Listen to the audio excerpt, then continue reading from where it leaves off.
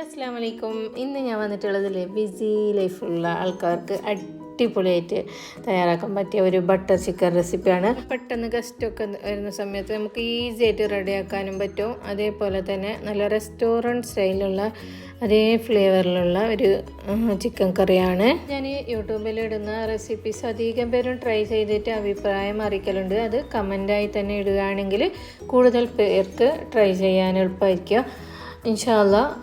പിന്നെ ഞാൻ ചെയ്യുന്ന റെസിപ്പീസ് എനിക്ക് സക്സസ് ആയെന്ന് തോന്നിയത് മാത്രമേ ഞാൻ യൂട്യൂബിൽ ഇടാറുള്ളൂ.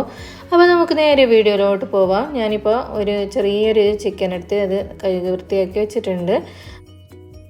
ഇനി ഇതിലേക്ക് 2 ടേബിൾ സ്പൂൺ മുളക് പൊടി ചേർത്ത് കൊടുക്കാം. കാശ്മീരി ചില്ലി ആണെങ്കിൽ നല്ല കളർ കിട്ടും കറിക്ക്. അപ്പോൾ 2 ടേബിൾ സ്പൂൺ മുളക് പൊടിയാണ് ഞാൻ ഇതിന് വേണ്ടിയിട്ട് ചേർത്തിട്ടുള്ളത്. പിന്നെ 1 ടീസ്പൂൺ മഞ്ഞൾപ്പൊടി ചേർത്ത് കൊടുക്കുന്നുണ്ട്. ഇനി ഇതിലേക്ക് 1 ടേബിൾ സ്പൂൺ മല്ലിപ്പൊടി ചേർത്ത് കൊടുക്കാം. അതുപോലെ തന്നെ 1 ടീസ്പൂൺ ഗരം മസാല പൗഡർ ചേർത്ത് കൊടുക്കാം. ഇനി ഇതിലേക്ക് 1 ടേബിൾ സ്പൂൺ തൈര് ചേർത്ത് കൊടുക്കാം. അധികം പുളിയില്ലാത്ത തൈര് ചേർക്കാനായിട്ട് ശ്രദ്ധിക്കുക. നല്ലോണം പുളിയുള്ള തൈര് വേണ്ട കേട്ടോ.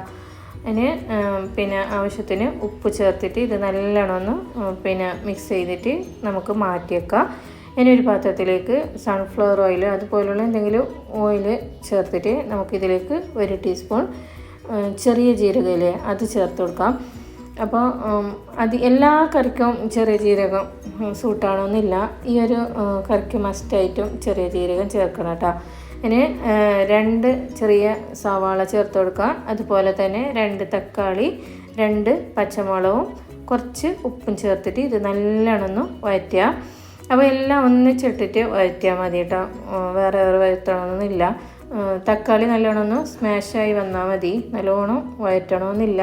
തക്കാളി നല്ലോണം ഒന്ന് വടിഞ്ഞ് വന്നിട്ടുണ്ട്. ഇനി ഇതിലേക്ക് 1/4 കപ്പ് തൊട്ട് 1/3 കപ്പ് വരെ നമുക്ക് അണ്ടിപ്പരിപ്പ് ചേർത്ത് കൊടുക്കാം. അപ്പോൾ കറിക്ക് നല്ല തിക്നെസ്സും സ്വാദും കൂടാൻ വേണ്ടിയിട്ട് പിന്നെ അണ്ടിപ്പരിപ്പ് മസ്റ്റാണ്. ഇത് നല്ലോണം ഒന്ന് തണിയാനായിട്ട് മാറ്റി വെക്കാം.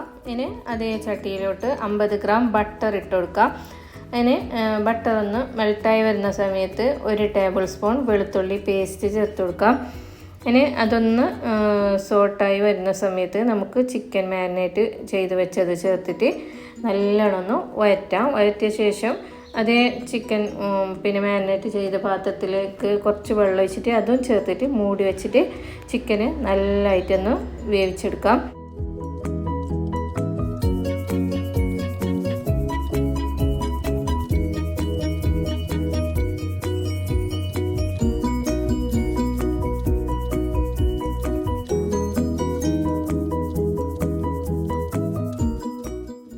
നമ്മുടെ ഉള്ളി തക്കാളി മിശ്രിതം നല്ലോണം തണിഞ്ഞ് വന്നിട്ടുണ്ട്. ഇനി ഇത് മിക്സിയിലിട്ടിട്ട് നല്ല പേസ്റ്റ് രൂപത്തിൽ അരച്ചെടുത്തിട്ട് നമുക്ക് ഈ കറിയിലോട്ട് ഒഴിച്ചു കൊടുക്കാം.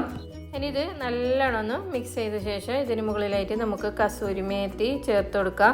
അപ്പോൾ കുറച്ച് കസൂരി മേത്തി ചേർത്ത് കൊടുത്താൽ മതി കേട്ടോ. ബട്ടർ ചിക്കന് കസൂരി മേത്തി മസ്റ്റായിട്ട് ചേർക്കേണ്ട ഒന്നാണ്. അപ്പോൾ കടയിൽ നിന്നൊക്കെ വാങ്ങാൻ കിട്ടുന്നല്ലോ കസൂരി മേത്തി, അത് മസ്റ്റായിട്ടും ചേർത്ത് കൊടുക്കുക. പിന്നെ 1 പിടി മല്ലിയില ചെറുതായിട്ട് കട്ട് ചെയ്തതും ചേർത്ത് കൊടുക്കുക.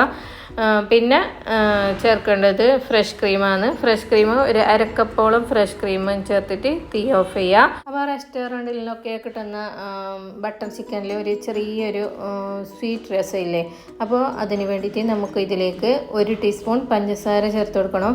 അപ്പോൾ എല്ലാ ചിക്കൻ കറിക്കും പഞ്ചസാര ചേർത്ത് കൊടുത്താൽ പിന്നെ നല്ലതാണോന്നില്ല. അപ്പോൾ ബട്ടർ ചിക്കന് മസ്റ്റായിട്ടും പഞ്ചസാര ചേർത്ത് കൊടുക്കണം. അത് നല്ലോണം ഒന്ന് മിക്സ് ചെയ്തെടുത്താൽ നമ്മുടെ ബട്ടർ ചിക്കൻ പെർഫെക്റ്റായിട്ട് റെഡിയായി കിട്ടും. അപ്പോൾ ഇത് എല്ലാവരും ട്രൈ ചെയ്തിട്ട് അഭിപ്രായം അറിയിക്കാൻ മറക്കരുത്. അപ്പോൾ ഇന്നത്തെ വീഡിയോ എല്ലാവർക്കും ഇഷ്ടപ്പെട്ടു എന്ന് കരുതുന്നു. വീണ്ടും പുതിയൊരു വീഡിയോയുമായി കാണുന്നത് വരേക്കും ബൈ. Thank you.